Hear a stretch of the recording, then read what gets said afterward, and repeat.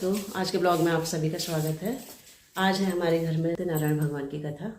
तो चलिए आपको लिए चलती हूँ मैं कथा में।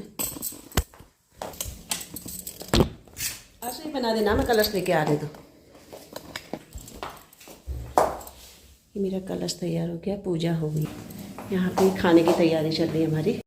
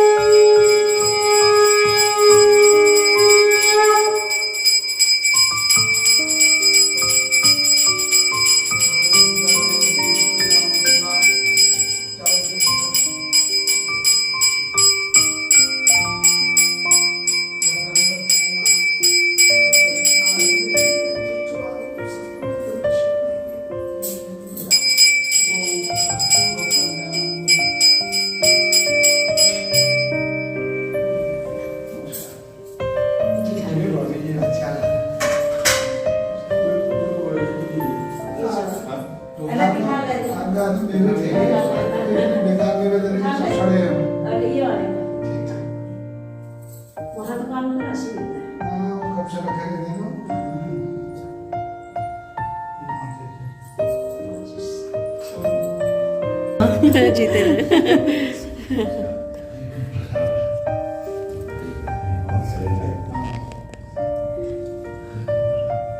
दर्शन।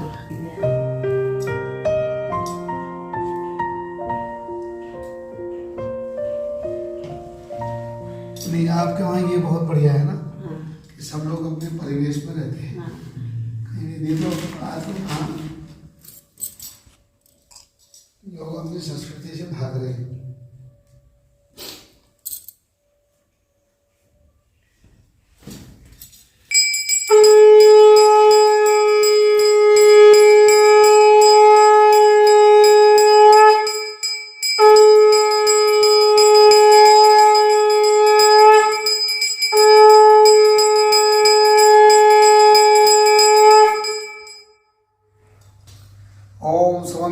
कल्याणम आरोग्यम धन संपदाम शत्रुबुद्धिम विनाशाय दीप ज्योतिर्नमोस्तुते जले ज्वाला स्थले ज्वाला ज्वाला आकाश मंडले त्रैलोक्य व्यापिनी ज्वाला दीप ज्वाला नमोस्तुते ज्वाला शूदनम त्रिशूलम पादनो भीमे भद्रकाली नमोस्तुते भद्रकाली नम दीपनारायणाय नमः दीपनारायणाय नमः दीपनारायणाय नमः।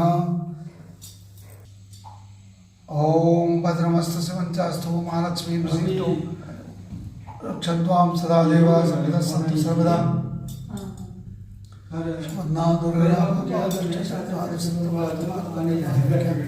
निष्पे बाबा भवन्तु ते ओम श्रीचते लक्ष्मी शिवज्ञां बहुरात्रि पार्श्वे नक्षत्राणि रूपमशिनो व्याप्तं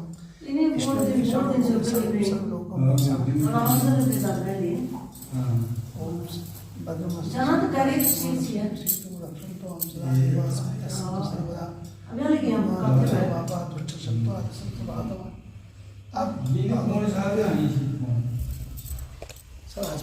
तीन बार पी लीजिए, एक बार गिरा दीजिए, इसमें गिरा दीजिएगा। ओम श्री सदे लक्ष्मी स्वज्ञां बहुरात्रि पार्श्वे नक्षत्राणि रूपमशिनो व्याप्तं विष्णुदेशां सर्वलोकं ईशानं से लक्ष्मी भगवान। आपको लगाना टीका लगाना आज क्या लगा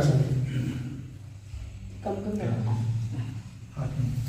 ओम भद्रमस्तु महालक्ष्मी श्रीदेवी वांस्ता देवा सर्वदा सन्तु सर्वदा समन्ना दुर्गा बाबा दुष्ट शक्त्वा इसमें डाल।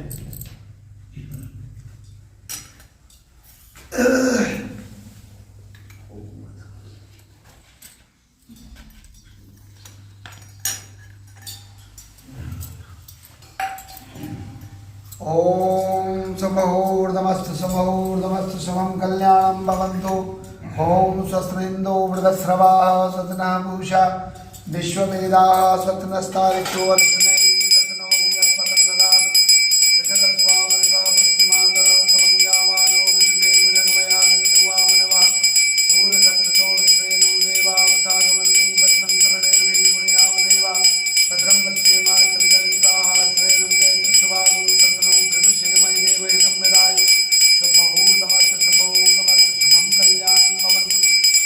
समर्पयामि पुष्पांजलिं समर्पयामि।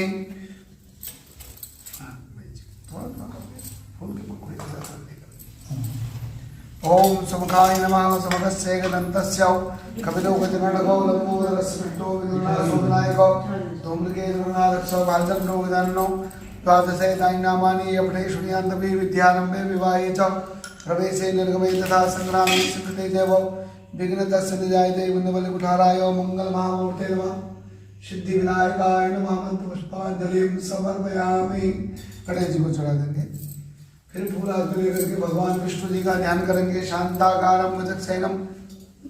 एक काम करिएगा, विष्णु चढ़ा दीजिएगा, आपका हाथ धोएगा। शांताकारं भुजगशयनं पद्मनाभं सुरेशं विश्वाधारं गगनसदृशं मेघवर्णं शुभांगं लक्ष्मीकान्तं कमलनयनं योगवृद्धियानुगम्यं वन्देर विष्णुभवहरं सर्वलोकैकनाथं श्री विष्णवे नमः। श्री विष्णवे नमः। श्री विष्णवे नमः। मंत्र पुष्पांजलिं समर्पयामि। फिर फूल हाथ में लेकर के माँ भगवती का ध्यान करेंगे। आस्पदमा शरस्ताम विपुलकटजनिपन्वत्रायताक्ष गंभीरावर्तनाभि स्तनभरणविताम। भगवान भैरव जी को हाथ जोड़ेंगे। ओम करकलित कपालय कुंडली दंडमाणि माल बनाने वो पीपल सिद्धदस्साधकानां ब्रह्मं पटुकाय आपत् उद्धारणाय गुरुगुरुपटुकांसि भैरवाय नमः। मंत्र पुष्पांजलिं समर्पयामि। से भैरवाय नमः। मंत्र पुष्पांजलिं समर्पयामि। फिर फूल हाथ में लेकर के भगवान हनुमान जी को हाथ जोड़ेंगे। ओम अग्निद्वलनामं एव शैलाभिदेहं ज्ञानिनां कृगण्यं सकल पुण्यदानं मानराणां तीर्थं ब्रह्मप्रवक्तमाददातुं नमामि।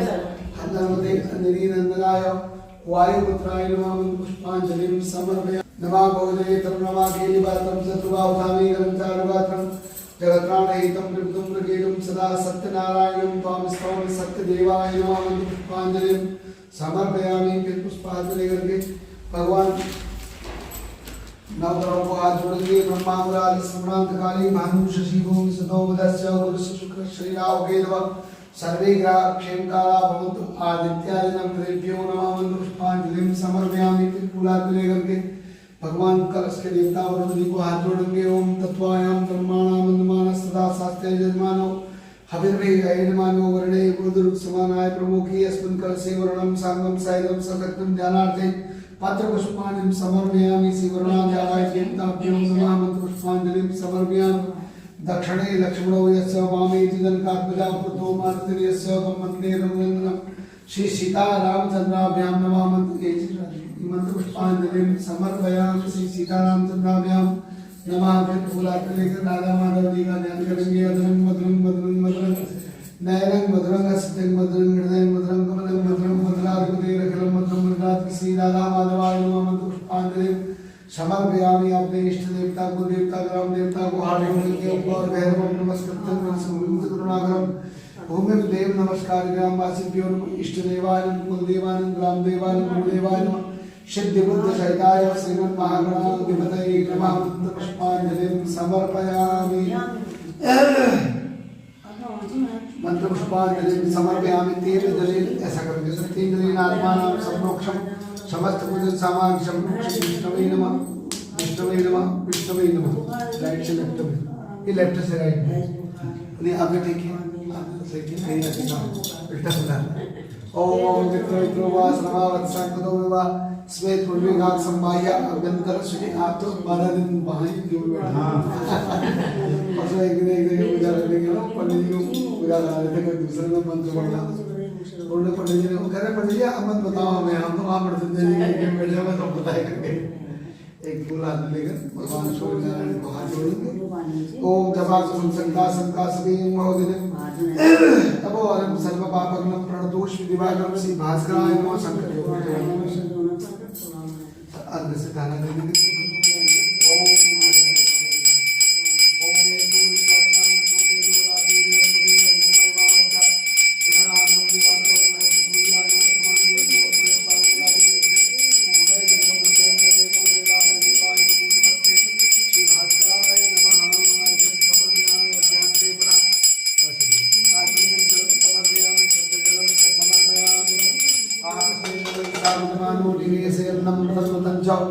हिरण्येन सविता रतीनां देवो यादभुनानि वස්සन् विश्वानि देव सवितरदुरितानि परासव यद्भद्रं तन्नासव श्री सूर्यनारायणाय भास्कराय नमः।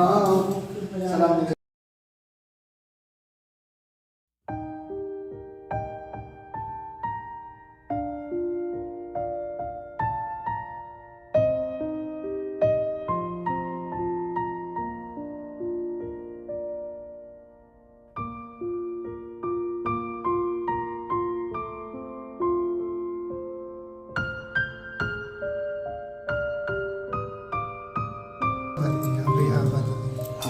ओम गणाधिपं नमस्कृतं पितामहं विष्णुदत्तसंदेवी वन्दे भक्तासनं चेतपालं नमस्कृतं दीननाथं विशाखं धरणीगर्भसम्भूतं शशिपुत्रं बृहस्पतिं दत्ताचार्य नमस्कृतं सूर्यपुत्रं महाग्रहं राहु केतु नमस्कृतं 11 अप्रैल से शुक्राद्यां नेजी आचार्यास्तमोदनाम सर्वेते मम कहिएगा गृहस्य रक्षा कुर्वन्तु विघ्नत ओम प्राच्या रक्षपतिच्यांच चंडिके रक्ष दक्षिणे ब्राह्मणे नात्मसूलस्य उत्तरस्य तथेश्वरी सौम्यानि यानि रूपाणि त्रैलोके विजयन्ते यांचार्थं गोराणि ते रक्षास्मदाम्बवं खड्गशूलगदादीनि यांचाशान्तिं के गर्भलसंगीते अस्मान् रक्ष सर्वदा प्राच्या रक्षमामि द्रियाग्न्यां देवता दक्षिणे मध्वारायण अर्थ्यां खड्गदानि प्रतिच्यां वरणे रक्षेत भाव्यां मृगवानि उदीच्यां पादकौमारी शन्या शूलधानी ऊर्ध्वं ब्रह्माणि विरक्षे रक्षगाद वैष्णवी तथा मणिमन गायत्री मंत्र का जप करेंगे। ओम तत्सवितुर्वण्यं वरदेवस्य देवनं प्रचोदयात् गणानान्त्वा गणपति गुंगमावे मृणान्त्वा गणपति गुंगमावे निनान्त्वा निरति गुंगमावे वसोमां जानि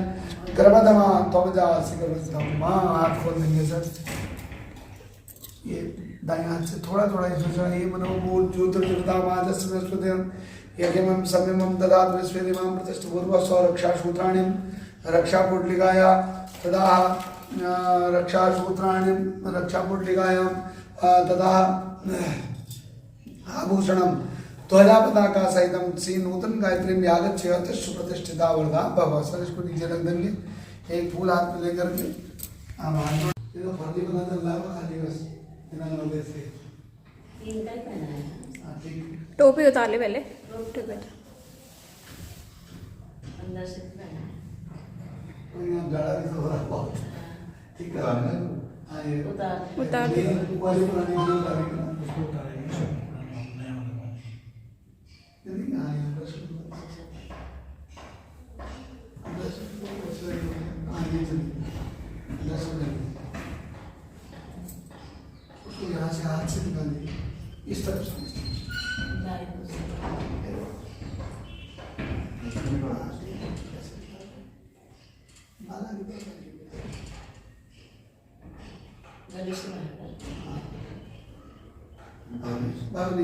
पहले नया पहनेंगे तो पुराना होता है। ओम जो गोविंदम अभिनंदन परमं पवित्रं प्रजापते आसादं पुरस्तादाय सुमनं प्रजबंध सुब्रह्म यज्ञोपवीतं परमस्थितेगा यज्ञोपवीतं परमस्थितेगा। इसको 3 बार हाथ में लपेटें, राइट ना ऐसे ऐसे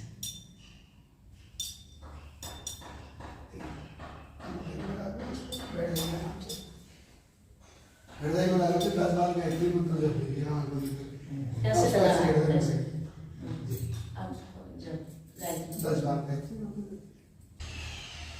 यज्ञोपवीतं परमं पवित्रं प्रजापतये सहजं पुरस्तात् अस्मन्नं कृतं सुब्रह्म यज्ञोपवीतं परमस्तु तेजः।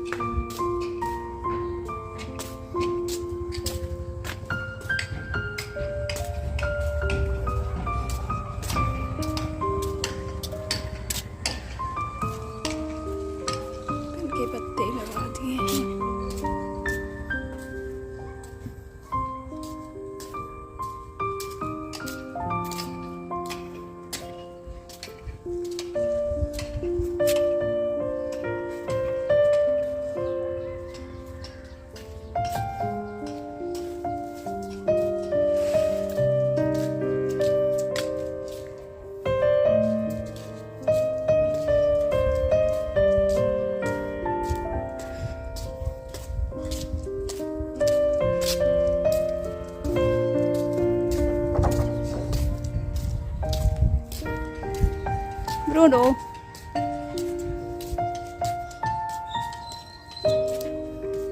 ये है हमारे आम के और पीपल के पत्ते का माला लगाने वाले घर के चारों ओर।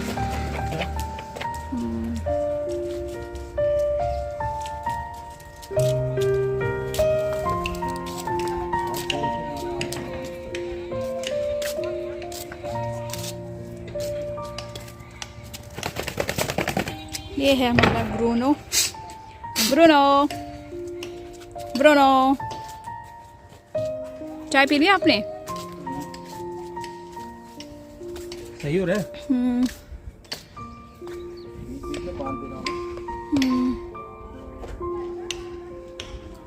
ये है पूरे हल्द्वानी का नज़ारा और सामने है ये पहाड़ियाँ, नैनीताल की पहाड़ियाँ हैं ये। यहाँ बादल लगा हुआ है, थोड़े थोड़े कोहरा लगा हुआ है और ये पूरे हल्द्वानी का नज़ारा।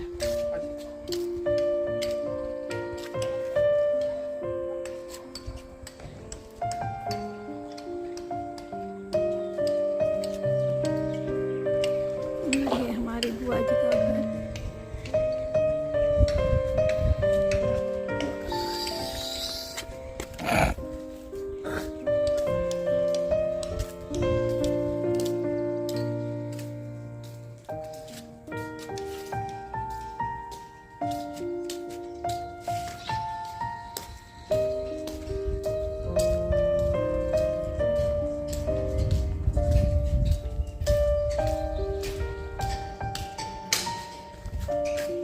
एक रूम यहाँ भी है, ये इनका बैठक रूम है।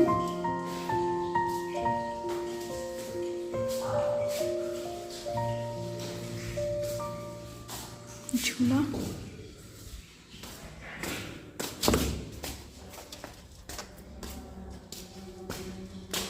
चलते हैं नीचे की ओर।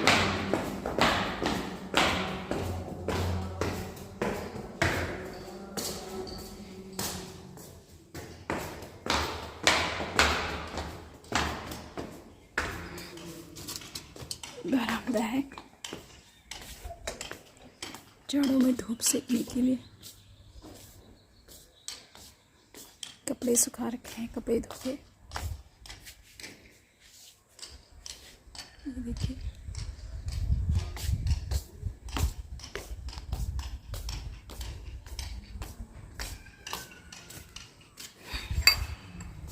चलते हैं दोबारा। पूजा हो रही है। किचन, ये लॉबी, ये रूम, ये दूसरा रूम।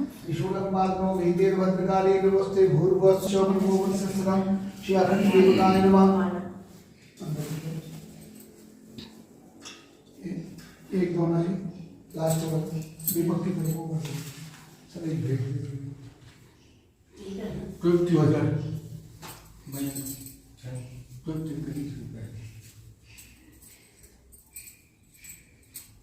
सर्वोपचारार्थं अक्षतं पुष्पाणि समर्पयामि। मेरे साथ कहेंगे भो दीप। यहाँ पे तैयारी चल रही है। ये है सैलेड, हाँ। चुकंदर, गाजर, मूली। गीतू, यहाँ पे बन रहा है चावल, सब्जी बड़ा भी, और आलू बन जाएगा, इसमें हरी सब्जी। भगवान की जय। त्रैव गंगा यमुना त्रिवेणी गोदावरी सिंधु सरस्वती च सर्वाणि तीर्थानि वसन्ति यत्र यत्र रते ज्ञान कथा प्रसन्ना। अशोर्वाचो एकदाने में सारुण्ये जैसे स्वामी गादेय प्रपंचमय सर्वे सूतो पौराणिक गुरु। एक बार व्यास जी महाराज कथा के लिखते हुए कहते हैं, जो हमें कथा सुनाते हैं ये स्कंद पुराण से ली गई है। स्कंद पुराण की एक पार्ट है, तो ये कलयुग के लिए निर्धारित किया गया, क्योंकि कलयुग में मनुष्य के पास समय का अभाव है, सभी चीज का अभाव है, तो इस समय में कम से कम समय में अधिक से अधिक फल मिले, तो उसके लिए एक पार्ट लिया गया स्कंद पुराण का। तो रेवाखंड है स्कंद पुराण। यानी अलग अलग खंड में डिवाइड किया जाता है ना, किसी अलग अलग लेसन में डिवाइड किया जाता है। तो इसमें रेवाखंड नाम का एक पार्ट है, उससे लिया गया है इस कथा को, जो हम कथा सुनाते हैं सत्यनारायण जी की कथा। तो वो ये बता दें कहाँ से लिया गया, तो स्कंद पुराण है रेवाखंड। तो क्या है, रेवाखंड से लिया गया। तो इसमें क्या है, भगवान स्वयं वेद व्यास जी ने इसको लिखा है स्कंद पुराण को। स्कंद भगवान कार्तिकेय जी को कहते हैं। स्कंद कार्तिकेय जी को कहा गया। कार्तिकेय यानी कि भगवान विष्णु के, भगवान शिव के बड़े वाले पुत्र का नाम है। तो उसमें स्कंद भगवान के बारे में यानी कि उनकी महिमा के बारे में वही सब उनका पूरी कथा उन्हीं की लिखी गई है। तो उस स्कंद पुराण के रेवाखंड से लिया गया ये जो पार्ट है, जिसे हम सत्यनारायण जी की कथा के रूप में कहते हैं, तो उसे हम क्या कहते हैं, व्यास जी महाराज कह रहे हैं कि एक बार नैमिषारण्य के पवित्र तीर्थ स्थान में 88,000 ऋषि लोग सब बैठे हुए थे और बैठ करके किसका इंतजार कर रहे हैं, गुरु जी का। गुरु जी कहते हैं ऋषि लोग सब सयाने हैं, गुरु जी बहुत यंग है, एकदम युवा है। क्योंकि ऐसा है, जबकि हमारे यहाँ कहते हैं जितना पुराना होता है उतना बढ़िया होता है, परंतु वो कह रहे नहीं, क्योंकि वो क्या है, सूत जी महाराज है। कौन सूत जी है? सूत जी माने लोमहर्षण, लोमहर्षण के पुत्र हैं, सूत नाम है उनका। तो सूत जी महाराज जो है वो कौन है, भगवान वेदव्यास जी के शिष्य हैं। और सारे अलग अलग शिष्यों को अलग अलग शिक्षा दी भगवान ने। क्या है कि देखिए, एक कॉलेज होता है, कॉलेज में जब मास्टर्स होती हैं तो अलग अलग सब्जेक्ट में मास्टर्स करते हैं ना लोग। कोई किसी में करता है, कोई किसी में करता है। जैसे डॉक्टर का हॉस्पिटल है तो वहाँ कोई किसी में स्पेशलाइजेशन लेता है, कोई किसी चीज़ में। तो क्या है कि यहाँ सूत जी को स्पेशलाइजेशन के दिया गया किसमें, पुराणों में। पुराण क्या है, पहले वेद थे, वेद फिर कठिन हो गए तो वेदों को फिर 4 भागों में डिवाइड किया गया। फिर वो भी कठिन हो गए, फिर उन्हें उपनिषदों में डिवाइड किया गया। फिर वेदांगों में यानी कि उनको जो है आरण्यक वगैरह में फिर डिवाइड किया गया। ऐसे करते करते और कठिन होता गया, क्योंकि आदमी का जो सिलेबस है ना वो कम होता चला जा रहा। हम लोग जब पढ़ते थे, हमारे बारे में जो किताबें होती थी वो किताबों के 1/10 होती हैं आज के ज़माने में 9/10 में किताब। हम जब 9th में पढ़ते थे हमारे बारे में इतनी मोटी फिजिक्स की, इतनी मोटी केमिस्ट्री की किताब होती थी। आज उसकी 1/10 रह गई है। इतनी पतली सी किताब फिजिक्स की, इतनी पतली सी केमिस्ट्री की किताब है, समझ रहे ना। तो कहने का मतलब हमारा लेवल बढ़ नहीं रहा, घट रहा है। हम समझ रहे हैं हम बहुत बुद्धिमान हो गए, पहले से कम बुद्धिमान है, बुद्धि का स्तर गिर रहा है। तो वैसे क्या है कि बुद्धि का स्तर गिर रहा है, तो अब आदमी को सही मार्ग में डालने के लिए क्या करते हैं, ऋषि मुनि लोग रिसर्च करते रहते हैं। जैसे माँ साहब बच्चों को पढ़ाने के लिए नई नई विधियाँ निकाल लेते रहते हैं। हमारे बारे में क्या होता था, जब वो बच्चों को जोड़ घटाना सिखाते थे, पत्थर लाते थे। अब तो आजकल क्या क्या आगे बाजार में वो इधर से उधर, उधर से इधर करने वाले 100 पीस वो सब बच्चा उन्हें देख के कर रहा है ना। तो कहने का मतलब वैसे ही तब सूत जी महाराज को क्या सिखाया भगवान वेदव्यास जी ने, पुराणों की शिक्षा दी। पुराण माने इतिहास, पुराण माने जो पुराना हो गया, यानी पुराना जो हो गया उसे इतिहास कहते हैं। पुराण का मतलब इतिहास। तो कौन ऐसे लोग हुए जिनको हमने पढ़ना है कि जिन्होंने कौन से ऐसे काम किए जिससे उन्हें भगवान माना गया, और कौन से उन्होंने ऐसे गड़बड़ करी कि जिनकी वजह से उन्हें राक्षस कहा गया। तो इसको भी हमारे यहाँ पुराणों में कहा गया। तो सूत जी महाराज आए, तो सूत जी महाराज को उचित स्थान पर बिठाया और उनके हस्तार्घ बाधार्घ देकर उनको गंधाक्षर दे करके नियर मोस्ट है उसमें कौन है, सौनक नाम के ऋषि। कौन ऋषि है? सौनक नाम के ऋषि हैं, जो वेद पाठी ब्राह्मण है।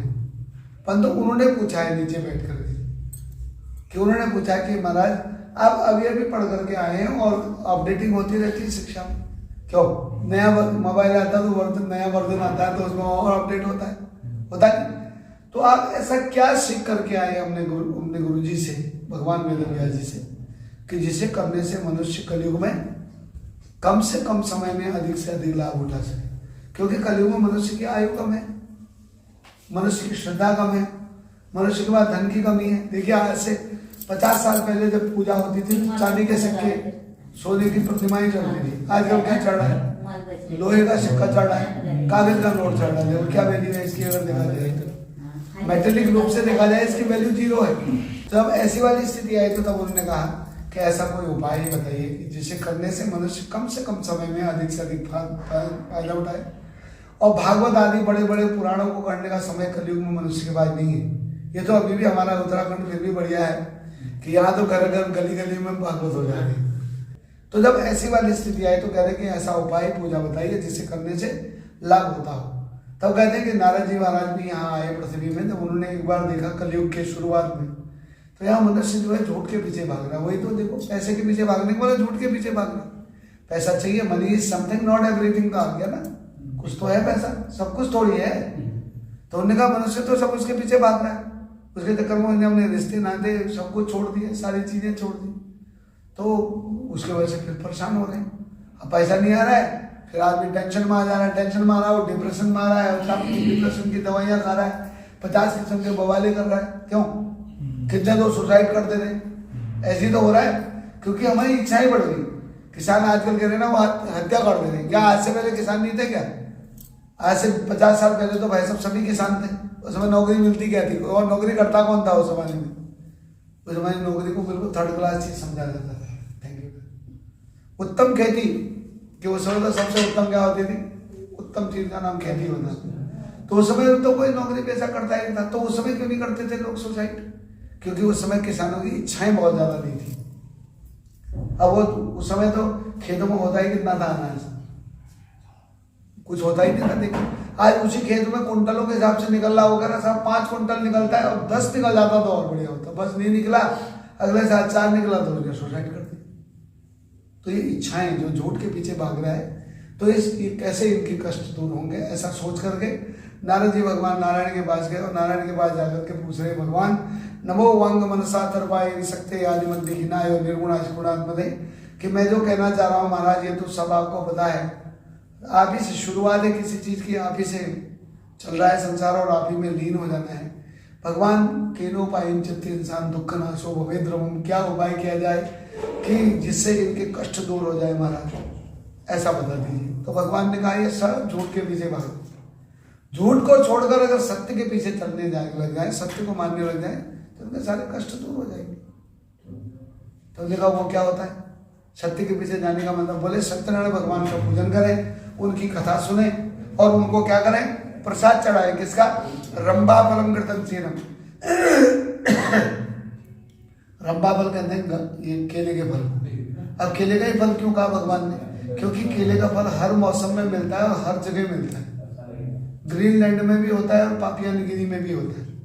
जहाँ सबसे ज्यादा बर्फ गिरती वहां भी होता है। जहाँ सबसे ज्यादा थार जो मतलब सहारा के नजदीक है पापिया न्यूगिनी, तो वहां भी होता है।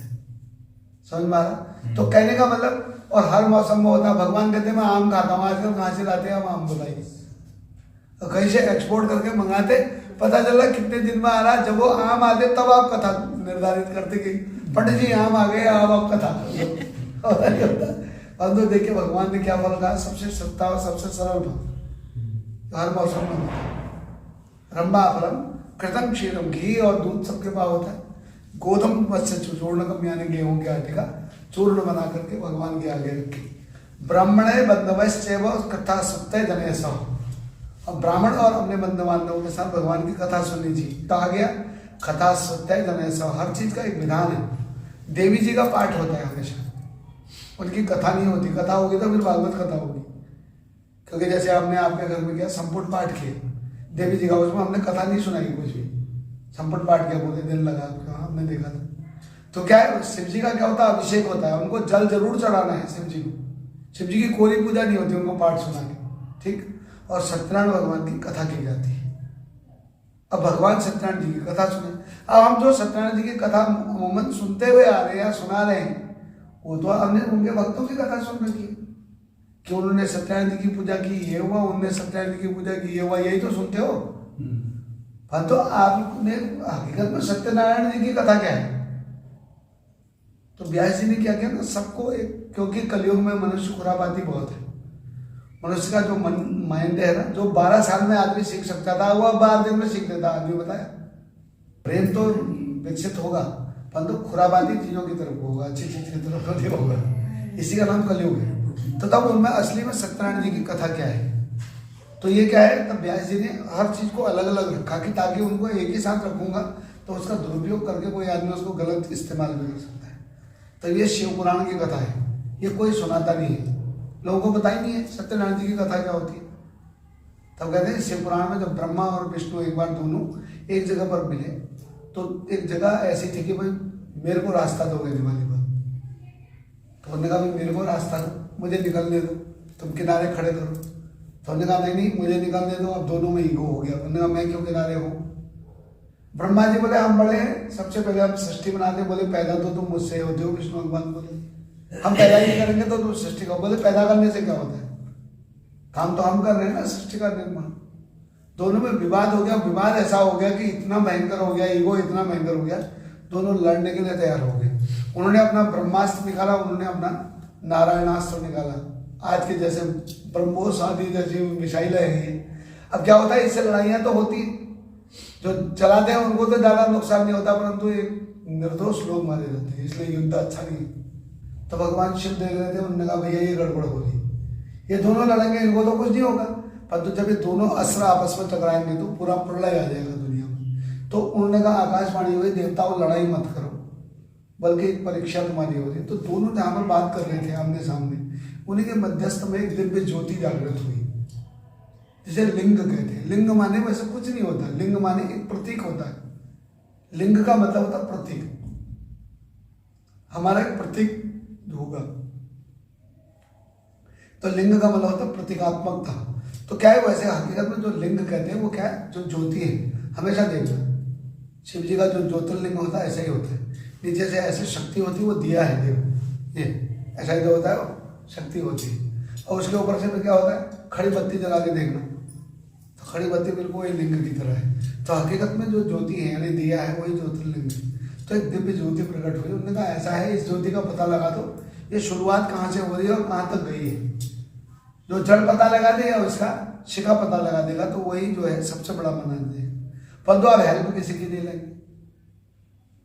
भगवान विष्णु ने बराह रूप बनाया और जमीन को खोदते हुए चले गए, परंतु कितने किलोमीटर खोद दिया न मालूम, परंतु शरीर जीर्ण शीर्ण हो गया, शरीर की पावर बिल्कुल खत्म हो गई, परंतु फिर भी उसको एज इट जैसा था वैसे का वैसा ही रहा। उन्होंने कहा अब तो शरीर में जानी नहीं है। उन्होंने कहा वो ब्रह्मा ही बड़ा सही, मेरे बस की बात नहीं। बड़ी मुश्किल से वहां से थके हारे आए, जहां से यात्रा शुरू की वहीं पर सो गए। ब्रह्मा जी आकाश की ओर हो गए और वहां भी बिल्कुल वैसा ही, हजारों किलोमीटर ऊपर तक चले गए बिल्कुल। अब उन्होंने कहा ब्रह्मा जी के दिमाग में षड्यंत्र उठ गया। उन्होंने कहा ऐसा करता हूँ, कुछ ऐसा करता हूँ कि मेरे को तो बड़ा बनना ही है। तो उन्होंने कहा क्या किया जाए। तो उन्होंने तुरंत क्या किया, केतकी होता है, केतकी कहते हैं केवड़े को, जो आप एसेंस डालते हो ना, केवड़ा एसेंस, रसगुल्ले वगैरह में होता है सब। तो केवड़ा एसेंस जो रूह अफ़ज़ा पीते हैं उसमें भी केवड़ा एसेंस होती है। उस समय क्या था, वो ऐसा कांटेदार नहीं था, बहुत बढ़िया पेड़ होता था उसका और बहुत सुंदर सा पुष्प होता था।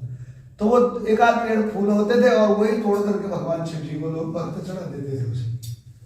तो उन्होंने केतकी का फूल पकड़ा कहीं से, उन्होंने कहा चल भाई तेरे को चढ़ाते हैं, भगवान को बहुत प्रिय है तू जाकर के नीचे कह दे वहां उनसे, भगवान विष्णु से, कि ये मुझे जो है शिव जी के ज्योतिर्लिंग के ऊपर से लाए। देखो ना आदमी झूठ बोलते तो ये भूल जाता है, मेरी परीक्षा लेने वाला तो मेरे साथी है ना, वो ये भूल गया शिव जी हमारी परीक्षा ले रहे हैं, हम उनको भूल गए। परंतु देखो उनको तो दिमाग में क्या था कि केवल भगवान विष्णु थे। तो उन्होंने कहा मैं क्यों बोलूंगा झूठ, मुझे क्या मिलेगा तुम्हारे साथ झूठ बोल के, तुम तो चलो बड़े हो जाओगे मेरे को। बोले देख तेरा एक ही पेड़ है दुनिया में, उसमें एक दो फूल मिलते हैं, तो जानता कौन है बता दुनिया में, और वही तोड़ के शिव जी को चढ़ा देते।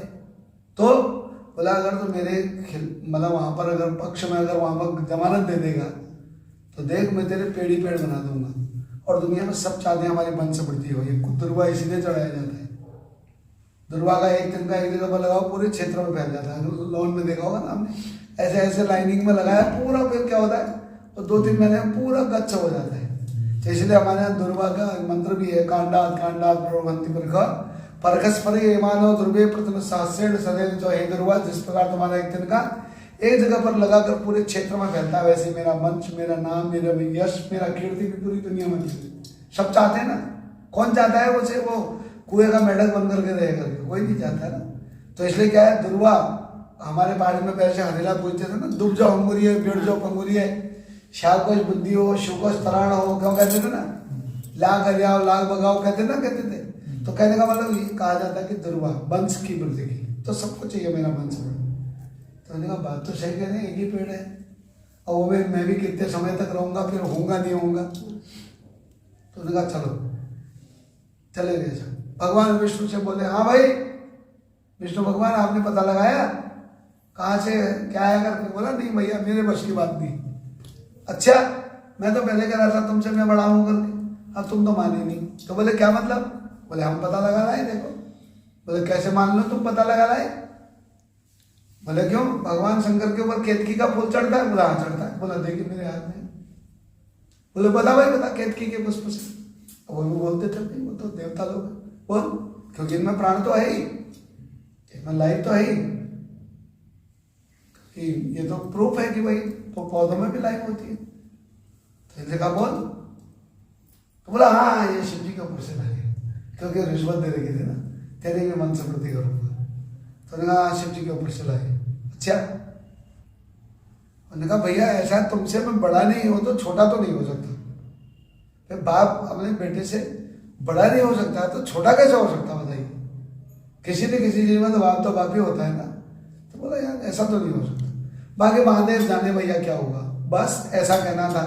तुरंत ज्योतिर्लिंग गायब हो गया वहां से और तुरंत प्रकट हो गए महादेव।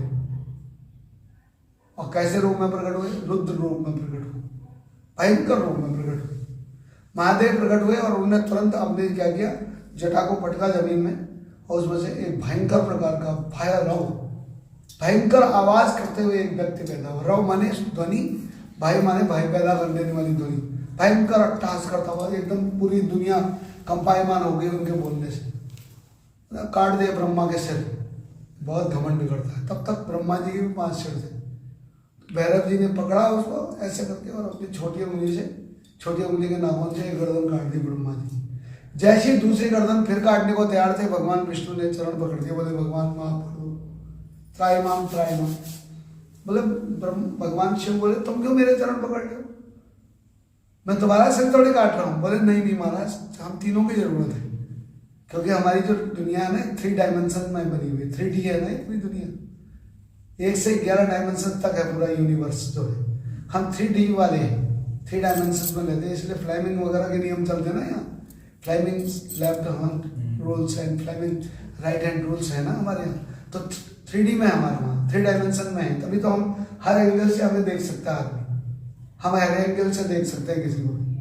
तो 3D में है, तो हमारी गर्दन देखो 3D में ही जा सकती है। हम ऐसे करके घुमा के पीछे ऐसे गर्दन ले जाए नहीं कर सकते। ये 7 डायमेंशन में हो सकता है कि आदमी अपनी पूरी गर्दन को ऐसे घुमा सकता है, ऐसे घुमा सकता है। हम ऐसे नहीं घुमा सकते, हम इतने तक घुमा सकते हैं। 3D इतना ही है भाई, 180 तक घुमा सकते हैं बस। तो क्या है कि उन्होंने कहा हमको तीनों की जरूरत है, इसलिए हमारे यहाँ देखो 3 है कोई भी चीज, ब्रह्मा विष्णु महादेव, माँ काली, माँ लक्ष्मी, माँ सरस्वती। क्यों? भूत भविष्य वर्तमान, ये 3 से बना हुआ है हमारे 3 डायमेंशंस। तो बोले महाराज तीनों की जरूरत है, अब मत मारो इनको। तो भगवान शिव का नाम क्या है? आशुतोष। आशु माने जल्दी, तोष माने संतुष्ट होने वाले। तो बोले विष्णु भगवान तुम कह रहे हो तो इसलिए मैं इनको छोड़ देता हूँ। परंतु बेटा तुम्हें श्राप है मेरा कि तुम्हारी कहीं भी मूर्ति पूजा नहीं होगी, तुम्हारी कहीं भी मूर्ति पूजा नहीं होगी, कहीं भी तुम्हारा मंदिर नहीं बनाएंगे कोई भी। बोले तुमने झूठ का सहारा लिया इसलिए झूठे की कभी पूजा नहीं होनी चाहिए। बोला भूल गया तू, भाई तेरी परीक्षा जो ले रहा है वो तो तुझे देख ही रहा है। तो बोले परंतु नारायण तुमने ईगो के चक्कर में, अपने को बड़ा बनाने के चक्कर में तुमने झूठ का सहारा नहीं लिया, तुम महान हो। आज तक तो तुम्हें खाली लोग किस नाम से जानते हैं? नारायण के नाम से जानते हैं। परंतु आज से तुमको एक और तुम्हारे आगे अवार्ड लगा दिया मैंने, क्या? सत्य नारायण, यानी तुम सत्य बोलने वाले नारायण हो, इसलिए आज से तुम्हारा नाम सत्य नारायण हो गया। और आज से तुम्हारे घर घर में पूजा होगी। जो सत्य नारायण का पूजन करेगा उसकी सारी मनोकामनाएं पूर्ण हो जाएंगी और उसको तुम्हारा आशीर्वाद तो मिलेगा, साथ में मेरा आशीर्वाद भी मिलेगा। क्यों? क्योंकि मैंने तुम्हें सत्यनारायण कहा है, क्योंकि तुमने कभी भी अपने अहंकार के लिए झूठ का सहारा नहीं लिया है। तो इसलिए तुम्हें आज से घर घर में पूजा की जाएगी, वही सत्यनारायण भगवान है। तो यह हकीकत में सत्यनारायण भगवान की कथा। क्यों? जो सदानंद आदि की हम कथा सुनाते हैं वो सत्यनारायण जी की कथा नहीं है, वो तो जिन्होंने इस कथा को सुना उन्हें क्या फल मिला उनकी कथा है। ठीक? तो जब इस प्रकार से तब कहते हैं भगवान नारायण की इस कथा को सुने, कथा सुनते जने सवा मेरे बंधु बांधव के साथ मेरी कथा सुने, कथा सुनने के बाद फिर भगवान का प्रसाद ले और अपने घर को जाए तो उसकी सारी मनोकामनाएं भगवान सत्यनारायण पूरी करते हैं। बोले सत्यनारायण भगवान की गोदावरी सिंधु सरस्वती सर्वाणि तीर्थानि वसन्ति यत्रारते ज्ञान कथा प्रसंगा। बल्कि एक दोने में चढ़ा दीजिएगा। अरे आपको नहीं लगा?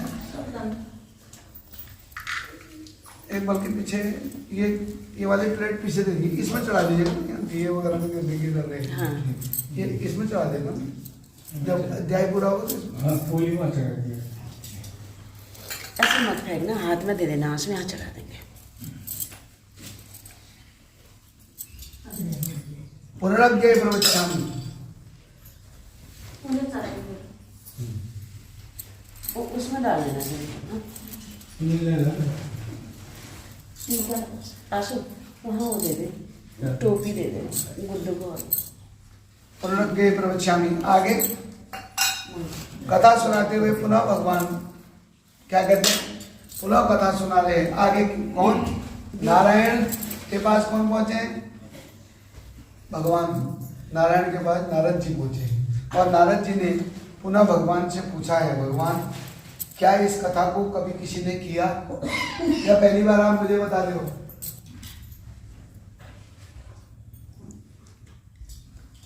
क्योंकि पहली बार अगर किसी को अगर कोई चीज बताई जाती है तो क्या होता है कि पहली बार किसी को कोई तो आदमी को संशय हो जाता है कि ये होगा नहीं होगा करके। तो बोले हाँ पहले भी ऐसा किया है कहने। और ये कथा को भगवान नारायण सुनाए किसको? नारद जी को। नारद जी ने सुनाया व्यास जी को। व्यास जी ने बताया किसको? सूत जी को। सूत जी ने 88,000 ऋषियों को बताया और 88,000 ऋषियों के माध्यम से हम तक पहुंची। ठीक है, कम्युनिकेशन हो रहा है ना आगे। तो हमारे यहाँ गुरु परंपरा में भी कहा गया पहले नारायणम पद्मभुवम वशिष्ठम सक्तम च तत्पुत्र पराशरम च व्यासम सुखम गौड़पदम महांतम गोविंद योगिंद मथा शिष्यो श्री शंकराचार्य मथा सपज्जा पादमंत तंतोत्कंबार्धिकारमन्यम अस्मद्गुरुम शंतद मुनिमान तोष्मी का गया। पहले नंबर के गुरु जो है वो नारायणी, फिर उनसे पद्मभू यानी ब्रह्मा जी, फिर उन ब्रह्मा जी से वशिष्ठ, वशिष्ठ से फिर कौन? तो शक्ति, शक्ति से कौन? पराशर, पराशर जी से कौन पैदा हुए? व्यास जी पैदा हुए, व्यास जी से पैदा हुए सुखदेव जी। ठीक, ये वंश परंपरा है, यानी कि पिता से पुत्र को हस्तांतरित होती है और शिष्य को भी गुरु बेटा ही कहा जाता है।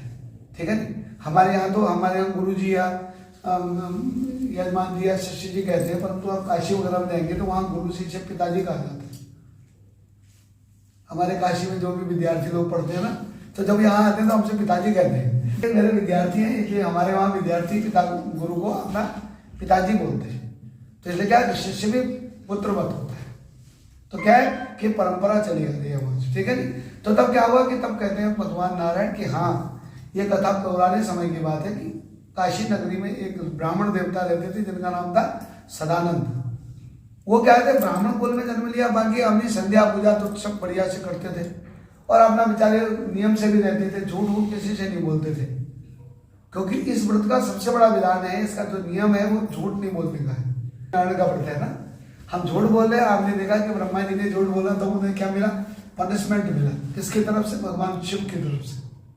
तो कहने का मतलब, तो कहते कि वो ब्राह्मण देवता बेचारे सत्य बोलते सब कुछ, पर उनको ये कर्मकांड नहीं आता था जो मैंने अभी तक पूजा कराई आपको ना। ये भी एक आना जरूरी है ना। तो जब ऐसी स्थिति आई तो तब अंत तो घटवा क्या हुआ कि सदानंद जी बेचारा और उनकी संतानें भी ज्यादा हो गई। अब क्या करें, कैसे उनका लालन पालन करें? तो एक दिन क्या हुआ कि एक नदी के तट पर बैठे हुए थे, गंगा के तट पर, सोचने लगे मेरा जीवन बेकार। एक ऐसे कुल में जन्म ले लिया, ब्राह्मण कुल में जन्म ले लिया, कुछ और कर नहीं सकता। अब तो ब्राह्मण चमड़े की जूती की दुकान भी खोल दे रहा है।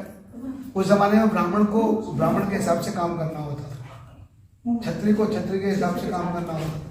अब बोला मैं कुछ कर नहीं सकता और घर में कुछ है नहीं, क्या करूं? तो उन्होंने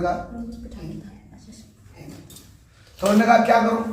तो अब ऐसे करके दुखित होकर के बैठे थे, भगवान को दया आ गई और भगवान वृद्ध ब्राह्मण के रूप में आ गए। वृद्ध ब्राह्मण रूप आकर के पूछने लगे तुम्हें क्या परेशानी? तो बोले महाराज ब्राह्मण हूँ, दरिद्री हूँ, भिक्षा के लिए इधर उधर भटक रहा हूँ पर तो कोई भिक्षा भी नहीं दे रहा। आप रोज मांगने को कोई आदमी आ जाए, कितने दिन देंगे आदमी? हम भी कहते थे अरे रोज आ जाता है कोई, चाहे पंडित ही हो, रोज कौन किसको खिला सकता है, कौन दे सकता है? तो बोले महाराज तुम एक काम के लिए करते हो, तुम्हारा नियम धर्म ठीक है, तुमको मैं एक कथा बता देता हूँ, सुना देता हूँ, इस कथा की पूजा बता देता हूँ, ऐसे ऐसे पूजा करना, ऐसा प्रसाद बनाना, और सबसे पहले उसके अलावा ये कथा सुनाना, तो तुम जिसको करोगे तुम्हारी सारी दरिद्रता दूर हो जाएगी। और हमेशा पहले खुद के घर में करो। बोले महाराज मेरे पास तो कुछ है ही नहीं, प्रसाद काय का बनाऊंगा, आटा भी तो नहीं है। बोले मन में संकल्प तो घर में करूंगा, करके संकल्प करने से ही तेरा कार्य हो जाएगा। तो उन्होंने कहा ठीक है। रात भर नींद नहीं आई हमको कि कल सुबह कथा करूंगा, कल पूजा करूंगा, पूजा करूंगा। तो उन्हें क्या हुआ कि सुबह उठा, संकल्प लिया मैं आज भगवान की पूजा करूंगा, भिक्षा के लिए चले गए। और भिक्षा के लिए गए तो प्रचुरम द्रव्य मापने, भगवान की ऐसी कृपा हुई उस दिन उनको प्रचुर मात्रा में द्रव्य मिला। लोग खुद बुला करके कहने लगे पंडित जी आओ आओ, हमारे घर में ये हुआ है, आप ये ले जाओ, ये हो रहा है, ये ले जाओ। उसी से भगवान की पूजा सामग्री खरीदी और खरीद करके सायंकाल के समय में ऐसे कलश बनाकर भगवान को जो जो पूरी विधि बता रखी थी उन्होंने, वृद्ध ब्राह्मण के रूप में जो भगवान आए थे, तो उन्हें वैसे पूजा की। आस पड़ोस के 2-4-10 लोगों को बुला लिया, कुछ तो प्रेम से आए, कुछ धुआं देखने भी आए, ये भीख मंगे के बाद प्रसाद देने को कहाँ से आ गया करके। ऐसे वाले भी तो होते हैं, पड़ोसी भी तो सब अच्छे थोड़ी होते हैं, सबके होते हैं लोग ना। तो जब वहाँ आए, आकर के जब वो देखा तो उन्होंने जब पूजा देखी, उसके बाद कथा सुनी, तो बोले महाराज ये कथा तो हमने पहली बार सुनी, और इस कथा को सुनने से होता क्या है ये? उन्होंने कहा वो कौन सी चीज के लिए है? बोला ये पर्टिकुलर किसी एक चीज के लिए नहीं है। यम यम चिंतयते कामं तम तम प्राप्नोति निश्चितं। जो जो जिस जिस कामना के लिए इस कथा को सुनता है, इस पूजा को करता है, उसकी वो कामना पूरी हो जाती है। जैसे कुछ पूजाएं स्पेशली किसी चीज के लिए होती है, बोले ये ऐसा नहीं है, ये किसी भी चीज के लिए हो सकता है। उन्होंने कहा अच्छा ऐसा है, तो कौन ऐसा आदमी है जिसकी कोई कामना न हो? हम ही इतने बैठे हैं, हमारे सबके कोई ना कोई कामना है। सबने कहा पंडित जी अगर मेरी भी इच्छा पूरी होगी, कामना पूरी होगी, मैं आपसे कथा करवाऊंगा।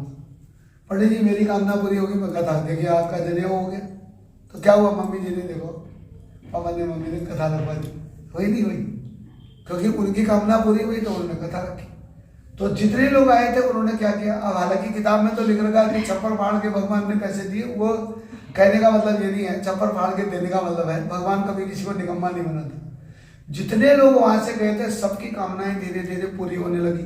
अब कामना पूरी हुई तो जमाना कौन सा था? सतयुग का। लोग गलत कमिटमेंट नहीं करते थे।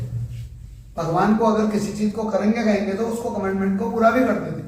तो क्या है कि यहाँ जितने भी लोग थे सतयुग के थे, तो उन्होंने क्या किया? जितने लोगों की मनोइच्छा पूर्ण होने लगी तो सारे लोग किसके पास आ गए? सदानंद जी के पास। चलो महाराज हमारी कथा करा दो। वहां भी 10-20 लोग सुनने वाले, उनकी भी कामना पूरी। तो करते कराते 2-3 साल में सदानंद जी इतने फेमस हो गए कि उनके बाद तो फुर्सत ही नहीं है, और रोज कथा में ही रहते हैं। अब वही वाली बात है, पंडित की आमदनी ठीक होगी तो पंडित अपने आप धनवान हो गया। अब भाई हमारे पास रोज काम रहता है तो भगवान की वजह से हमारी आर्थिक स्थिति ठीक है। तो कहने का मतलब जब ऐसी वाली स्थिति आई तो पंडित जी के पास बहुत ज्यादा व्यस्तता हो गई, अब उनको टाइम ही नहीं है और लोगों को पूजा करानी है। तो सब ने इकट्ठा होकर के एक मंदिर बनवाया। कहा कि सत्यनारायण भगवान का मंदिर बना देते हैं, आप यहाँ के मठाधीश रहोगे, जिसको पूजा करनी होगी वो आएगा, दिन भर पूजा करेगा, सायंकाल में आप उनको कथा सुनाओगे, प्रसाद देके सब अपने अपने घर को जाएंगे। अब ऐसा करते करते उन्होंने कहा ठीक है, परंतु पंडित जी में अहंकार नहीं आया। जब वो सब कुछ किया तो एक दिन एक लकड़हारा भी उस मार्ग से जा रहा था। उसने कहा ये ब्राह्मण अभी से 2-3 साल पहले भिख मंगा था, कोई इसे खाना तक नहीं देता था, कोई इसको चावल दाल तक नहीं देता था। आज इसके बाद महाराज जी की जय, महाराज जी की जय हो रही है, ऐसा सब कुछ कैसे हो गया? चमत्कार। भाई जो एक बीमार होता है तो दूसरे बीमार के बारे में सोचता है ये कैसे ठीक हुआ, मैं भी पूछूं। तो वहां जाकर के उससे पूछा महाराज ये सब कैसे हुआ? बोला ये सब भगवान सत्यनारायण जी की कृपा है। अच्छा क्या करना पड़ता है इनकी कृपा के लिए? बोला कुछ नहीं चाहिए, आटे के चूरमा का प्रसाद बनाना पड़ता है, चरणामृत आदि हो, तुलसी दल वगैरह उनको चढ़ाया जाता है, उसके अलावा भगवान को केले का फल चढ़ाया जाता है। बोले महाराज मैं भी लकड़ी का गट्ठा लेके जा रहा हूँ, जितने में बिकेगा उससे जो सामान मिलेगा उसको लेकर के आऊंगा, आज ही पूजा करूंगा। काष्टम दत्वा मस्तके सर में रखा, अर्धमारेण गच्छन्ति दुगुणो प्राप्त मानसो। आधे मार्ग पर गया तो दुगुना मिल गया मुझे। आज के हिसाब से 200 रुपए का गट्ठा बिकता था, तो एक कोई लकड़ी खरीदने वाला आ गया, बोला 400 ले ले, मेरे से लकड़ी दे दो। बोला क्यों 400 में क्यों दो, ये तो 200 का है। बोला नहीं तू राधे रास्ते में मिल गया और तेरे पास बहुत बढ़िया लकड़ी है, मेरे घर में यज्ञ चल रहा है, यज्ञ के लिए लकड़ी कम हो गई। अरे तो आधे मार्ग में मुझे मिल गया, भैया मैं वहाँ जाऊँगा, मैं लाऊंगा, अच्छी लकड़ी मिले न मिले, फिर वहाँ यज्ञ अगर कहीं बीच में अगर इसकी शांति होगी तो यज्ञ विध्वंस हो जाता है।